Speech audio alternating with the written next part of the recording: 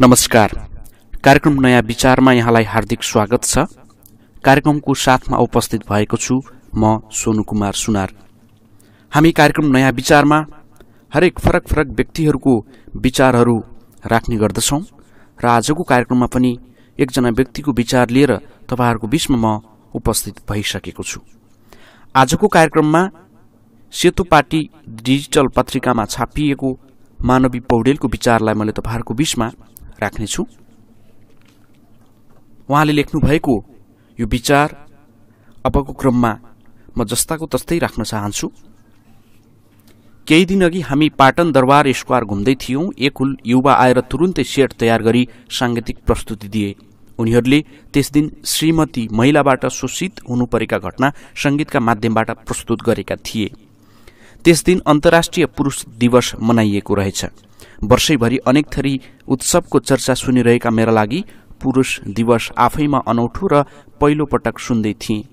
यहाँ महिला सम्बन्धी दर्जनौं दिवस मात्र मनाइने रहेनछ भन्ने कुराले चित्त बुझ्यो। मुलुकमा महिला हिंसा विरुद्धको अन्तर्राष्ट्रिय अभियान चलिरहेको छ। 16 दिनसम्म चल्ने यस अभियान महिला अधिकारका क्षेत्रमा काम गर्नेहरूका लागि केटाकेटीको दशैं सरह हो।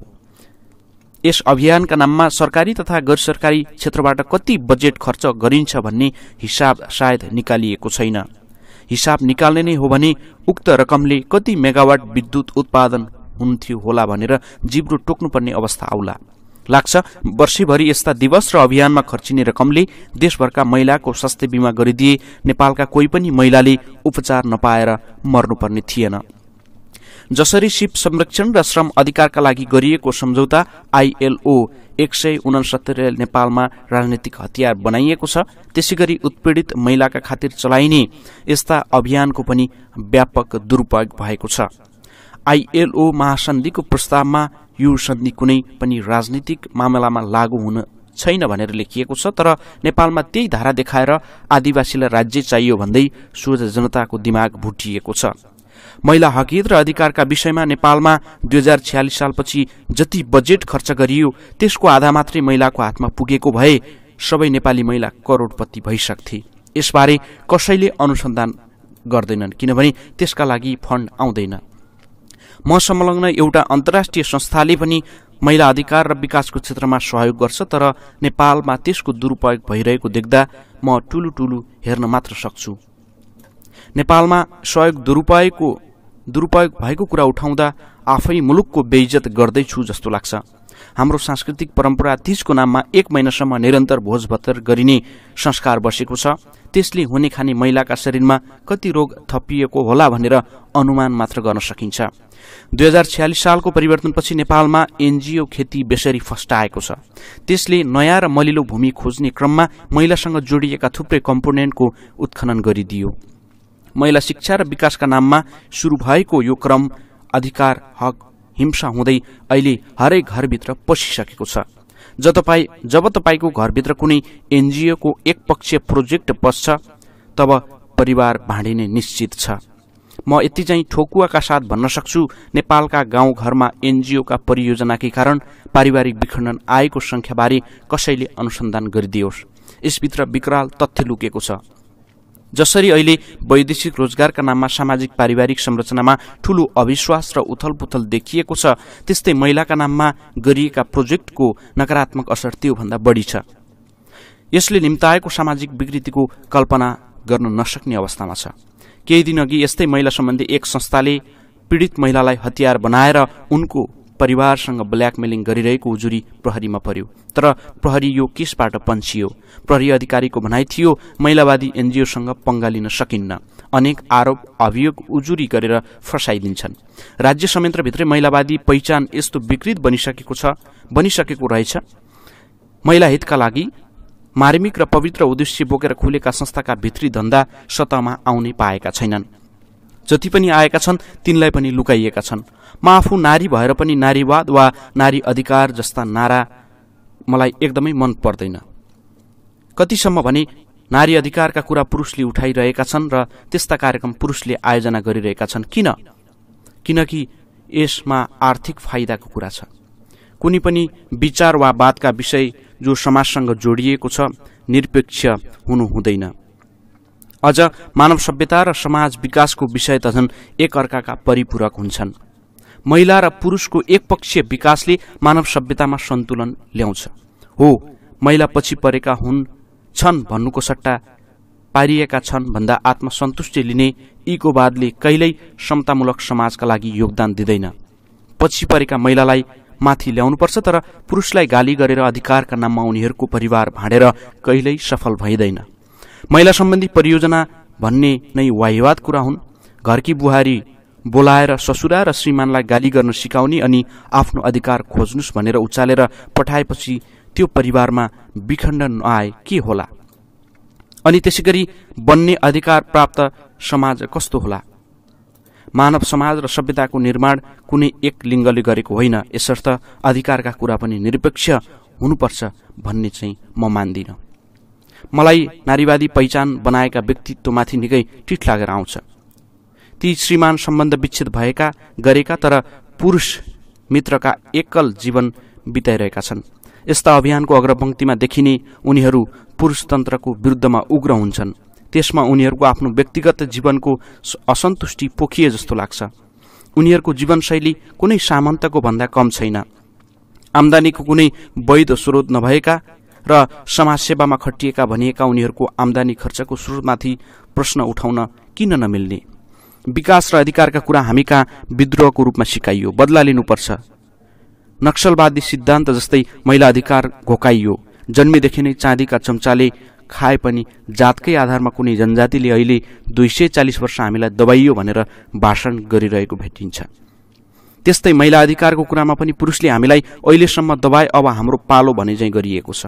यो बदला शैलीको जागरूकताले झनै समस्या निम्ताउने निश्चित छ।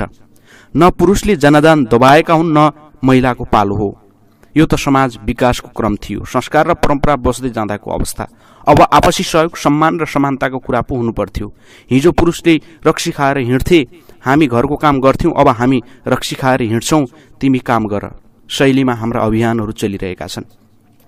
तीजका समयमा हुने विकृतिमूलक गतिविधिले यस्तै संकेत दिइरहेको छ। नारीवादको भाषण कण्ठ पारेर बाहिर निस्किएकी महिलाले भर्याङमुनि राखेको स्कुटर एक्लै निकाल्न सक्छे? उसले श्रीमान वा भाइको सहारा नलिई हुँदैन। तीजको दर खाएर राति फर्कँदा लिन जाने कोही हुँदैन, पुरुष नै हुन्छ। भान्सामा ग्यासको सिलिन्डर जोड्न सक्ने कतिजना नारी होलान्? जति नै नारीवादको चरको कुरा गरेर श्रीमानसँग पारपाचुके गरे पनि, उसलाई गोप्य भए पनि पुरुष साथी त चाहिन्छ नै। नारीवादी दाइजो विरुद्ध अभियान चलाइरहेका छन्, तर तिनै नारीवादी सम्पत्तिका लागि महिला उपयोग गरिरहेका छन्। महिलाका पक्षमा खुलेका एनजिओ अंशबण्डाको मुद्दामा सित्तैमा लडिदिए बापत दात्री संस्थासँग बजेट माग्छन्, अनि यता महिलाले पाएको सम्पत्तिको केही हिस्सा पनि माग्छन् भन्ने सुनिन्छ। कानूनी रूपमा पनि नमिलेको कुरा यही छ। पुरुष जतिसुकै पीडित होस्, उसले अदालतमा न्याय माग्न जान समेत पाउँदैन। अदालतको ढोका नै बन्द गर्ने कस्तो कानून बनाएका होलान् हाम्रा नेताहरूले? सम्बन्ध विच्छेदका लागि पुरुषले ओडा कार्यालय वा गाविसमा निवेदन दिनुपर्ने कानून रहेछ। महिलाले भने सिधै अदालतमा मुद्दा हाल्न पाउने। हाम्रो समाजमा श्रीमती विरुद्ध उजुरी लिएर कतिजना पुरुष आफ्नो ओडा कार्यालय जान सक्लान् र? परिवारको इज्जत र स्वाभिमानकै कारण स्थानीय रूपमा बेइज्जत मानिने सो काम पुरुषले गर्दैनन्, अनि सधैँजसो महिला नै आफू पीडित भएको भन्दै अदालत पुगिरहेका हुन्छन्। यस्तो कानून बनाएर हामीले कस्तो नारीवादलाई प्रोत्साहन गरिरहेका छौं बिस्तारै देखिँदैछ। खाडीको 50 डिग्री तातोमा पसिना बगाएर पठाएको पैसा लिएर श्रीमतीले अर्को बिहे गरेकोमा त्यो पुरुषले उजुरी दिने ठाउँ कतै पनि छैन। कानूनले त्यसलाई कुनै सम्बोधन नै गरेको छैन। प्रहरीमा जाँदा उल्टै उल्लीबिल्ली पारेर पठाइदिएको पीडा बोकेर डिप्रेसनमा गएका पुरुष हजारौं छन्। तर तिनै महिला अर्को बिहे गरेर प्रमाण खोइ भन्दै फेरि पुर्खौली सम्पत्ति दावी गर्दै मुद्दा हाल्न आउँछन्, अनि हाम्रा नारीवादी उनलाई कानूनी सहायताका लागि कोकोहोलो गर्छन्। अहिले काठमाडौँ जिल्ला अदालतको मात्रै हिसाब हेर्ने हो भने झण्डै 1/3 हिस्सा सम्बन्ध विच्छेदसँग आएका सम्पत्तिका मुद्दा छन्। यस्तो केसमा सम्पत्तिको अधिकार नहुने हो भने सम्बन्ध विच्छेद मुद्दा स्वत 2/3 घट्ने कानून व्यवसायहरू बताउँछन्। गाउँमा बसेका बुवा आमाले छोरालाई शहरमा पढ्न पठाएको हुन्छ। छोरोले प्रेम विवाह गर्छ, यो कुरो बाबुआमालाई थाहा समेत हुन्न। तर 81 बुहारीले सम्पत्ति माग्दै मुद्दा हालेको अदालतमा म्याद पुग्छ। त्यति बेला उनीहरूलाई कस्तो होला? छोराले विवाह गरेको गल्तीको सजाय उनीहरूले किन भोग्ने?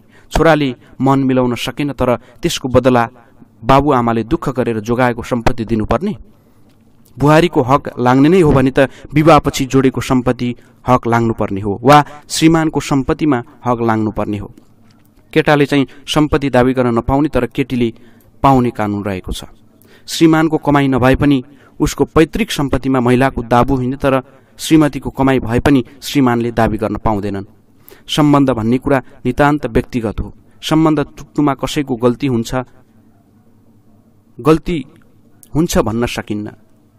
कसको गल्ती हुन्छ भन्न सकिन्न। दुई परिवार, संस्कार र भूगोलका व्यक्ति वयस्क भइसकेपछि मिलेर बसिरहन सक्छन् भन्ने पनि हुन्न। मन न हो आखिर नमिल्न पनि सक्छन्। तर कानूनले सम्बन्धभित्रको त्यो अभौतिक विषयलाई छुट्याउन सक्दैन। कुनै पनि महिलाले अन्तिम अवस्था नपरी वा बाध्य नभई सम्बन्ध विच्छेद गर्दैनन् भन्ने मान्यताका आधारमा कानून बनाइयो अनि सम्पत्तिको हक पनि महिलालाई धेरै दिइयो। तर त्यही कानून दुरुपयोग हुँदै सम्पत्तिकै लागि सम्बन्ध गाँस्ने र तोड्ने रीत बसेको हामीले पत्तै पाएनौं। महिला अधिकारको कुरा गरिरहँदा हाम्रो समाज र राम्रो परिवारको चित्र मस्तिष्कमा राख्नु जरुरी छ। एउटाको अधिकारको प्रोत्साहनले मात्रै विकृति ल्याउँछ। हाम्रो सामाजिक परम्परा पश्चिमा जस्तो व्यक्तिवादी होइन, सामूहिक परम्परामा आधारित छ। यसर्थ व्यक्तिगत अधिकार भन्दा सामूहिक अधिकार र समानताको पक्षमा कार्यक्रम बनाउनु जरुरी छ। अहिले चलिरहेको 16 दिने अभियानमा पनि घरभित्रको हिंसा भन्दै परिवारभित्रको झगडालाई बाहिर ल्याएर झनै विखण्डनको बाटोमा लैजानुको सट्टा त्यसलाई भित्रै मेटाउने खालको सोच सहित कार्यक्रम चलोस्। शुभकामना। आदरणीय श्रोता, आजको कार्यक्रम नयाँ विचारमा हामीले मानवी पौडेलको विचार यतिखेर प्रस्तुत गर्यौं र आजको लागि कार्यक्रम सिद्धिएको छ। फेरि अर्को श्रृंखलामा भेट्ने बाचाको साथमा म कार्यक्रम सञ्चालक सोनु कुमार सुनार छुट्टिने अनुमति चाहन्छु। हवस् त, नमस्कार।